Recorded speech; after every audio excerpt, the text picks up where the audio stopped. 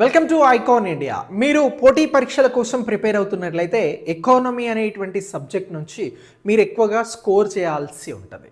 So ఇక్కడ మనకి job deciding factor సబ్జెక్ట్గా economy అనేది ఉంటుంది. ఈ ఎకానమీలో మనకి అన్ఎంప్లాయ్మెంట్ అనేటువంటి లెసన్ ఉంటుంది. ఈ నిరుద్యోగిత అనేటువంటి లెసన్ని నేర్చుకుంటే మనం చాలా ప్రశ్నలకి ఎగ్జామినేషన్ పాయింట్ ఆఫ్ వ్యూలో ఆన్సర్ చేయవచ్చు. అయితే నిరుద్యోగిత అన్ఎంప్లాయ్మెంట్ అనేటువంటి లెసన్లో మనం ఈ నిరుద్యోగానికి సంబంధించిన రకాలు టైప్స్ ఆఫ్ అన్ఎంప్లాయ్మెంట్స్ని గురించి డిస్కస్ చేయాల్సి ఉంటుంది. ఈ టైప్స్ ఆఫ్ అన్ఎంప్లాయ్మెంట్ అనేది మనకి అభివృద్ధి చెందిన దేశాలలో ఒకలా ఉంటుంది. అంటే ఈ అభివృద్ధి చెందినటువంటి దేశాలను మనం ఇక్కడ ఏమని పిలుస్తాము అని అంటే ఓఈసిడి అని చెప్పేసి పిలుస్తాం. So organization for economic cooperation and development అని అంటాం. ఈ ఓఈసిడి దేశాలలో ఒక రకమైనటువంటి కొన్ని రకాలైనటువంటి నిరుద్యోగితలు ఉంటాయి, అన్ఎంప్లాయ్మెంట్స్ ఉంటాయి. అలాగే అభివృద్ధి చెందుతున్నటువంటి దేశాలలో డెవలపింగ్ కంట్రీస్లలో కొన్ని రకాలైనటువంటి నిరుద్యోగితలు ఉంటాయి. అయితే మనం ఈ వీడియోలో ఈ అభివృద్ధి చెందిన డెవలప్డ్ కంట్రీస్లో ఉన్నటువంటి నిరుద్యోగితల గురించి మాట్లాడాల్సి వస్తే 3 రకాల నిరుద్యోగితలు అభివృద్ధి చెందిన దేశాలకి సంబంధించినటువంటి దేశాలలో ప్రధానంగా కనబడతాయి. ఒకటేంటి అని అంటే సైక్లికల్ అన్ఎంప్లాయ్మెంట్ అని అంటున్నాం. సో దీనినే మనం చక్రీయ నిరుద్యోగము అని అంటాం. ఇది 4 దశలలో ఉంటుంది. 4 దశలు ఏ విధంగా ఉంటవి అని అంటే ఇక్కడ ఒకటి భూమ్ అనేది ఉంటుంది. ఈ దశలో వృద్ధి అనేది కొనసాగుతుంది, ఎక్కువ మందికి ఉపాధి లభిస్తుంది.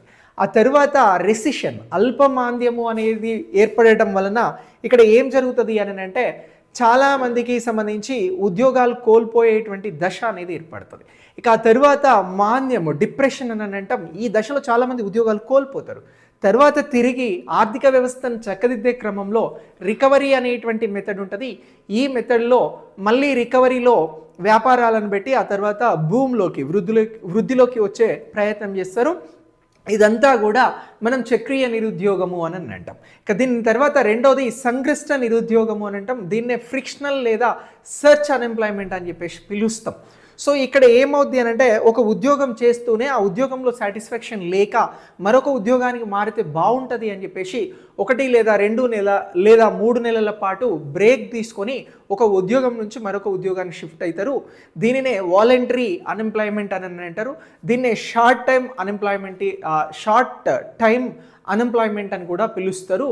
దీన్నే ఫ్రిక్షనల్ లేదా సర్చ్ అని పిలుస్తారు. ఇది ఎగ్జామ్లో ఒకసారి బిట్గా వచ్చింది. మరొకటి ఏంటి అని అంటే నిస్వచ్ఛంద నిరుద్యోగము అని అంటారు. దీనినే ఏమని పిలుస్తారు అని అంటే lack of effective demand unemployment అని అంటారు. ఇది ఎందుకు వస్తుంది అని అంటే మార్కెట్లోకి ఒక వస్తువు అనేది వస్తుంది, సార్థక డిమాండ్ అని అంటాం. సార్థక డిమాండ్ అంటే ఒక వస్తువుకి సంబంధించి ఒక ధరను నిర్ణయించి ఆ కొనుగోలు శక్తిని అక్కడ ఫిక్స్ చేస్తారు. అయితే ఆ సార్థక డిమాండ్ దగ్గర కొరత ఏర్పడి ఉన్నటువంటి వస్తువుకు మరొక మార్కెట్లో కొత్త వస్తువు అనేది వస్తుంది, అది తక్కువకు లభిస్తూ ఉంటుంది. ఈ ఆల్రెడీ తయారైనటువంటి వస్తువును కొనడం ఇంట్రెస్ట్ చూపెట్టకుండా ఆ కొత్త వస్తువు సేమ్ తక్కువకు వస్తుంది అని చెప్పేసి కొనడానికి ప్రజలు ఇష్టపడతారు. దీని ద్వారా ఏమవుతుంది అని అంటే ఆల్రెడీ వస్తువులను తయారు చేసేటువంటి కంపెనీ అక్కడ ఉన్నటువంటి ఎంప్లాయీస్కి జీతాలు ఇవ్వలేక వారిని తొలగించేటువంటి క్రమం ఉంటుంది. ఈ క్రమంలో నిస్వచ్ఛందంగా అక్కడ ఉద్యోగాలను కోల్పోతారు. ఇది కూడా అభివృద్ధి చెందిన దేశాలలో కనబడేటువంటి నిరుద్యోగం. సో ఈ నిరుద్యోగాలన్నీ కూడా మనకి అభివృద్ధి చెందిన దేశాలలో కనబడేటువంటి నిరుద్యోగాలుగా గుర్తుంచుకోవాలి. ఎగ్జామినేషన్ పాయింట్ ఆఫ్ వ్యూలో ఇంపార్టెంట్. ఎన్ని రకాల నిరుద్యోగాలు ఉన్నాయని అంటే 3.